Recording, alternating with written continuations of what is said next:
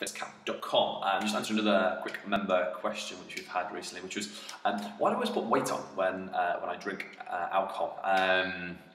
And the reason is really, really straightforward to say, and when I explain it to clients and members, it makes perfect sense about why they bloat. So a lot of people experience bloating when they drink and they put quite a bit of weight on and things. So I just wanted to explain why that happens. So your body is made up of millions and millions of little cells, and each cell has a balance of vitamins, minerals, toxins, and all the things we put into it. So when you drink excessively, it increases the amount of toxicity within the cell. So what happens, the body has, let's imagine this as being a cell, has a tolerance of toxicity. So let's just say it's that much. So kind of very small percentage. So let's say 6 or 7% of the body can only tolerate the amount of toxins in a cell. So any bigger than that, and it toxifies the system. That's a dangerous position to be in, and it knocks out the overall balance of the body. So what happens when we go out on the night out, when we're drinking loads of beers and shots and wines and all that kind of thing?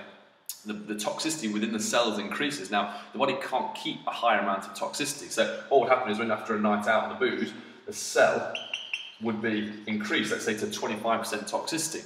The body can't handle that. So what it has to do, it has to reduce that down. And the way it reduces that down is just by increasing the size of the cell. So what it does is gets it down to 8% again by boosting the size of the cell. Now, how that happens is you hold on to water, retain water massively. So females in particular, this affects heavily. Guys, not so much, but females in particular, you can put 7 or 8 pounds on over a weekend just by boozing. I actually had a client once who put 9 pounds on over a boozy weekend on a stag do.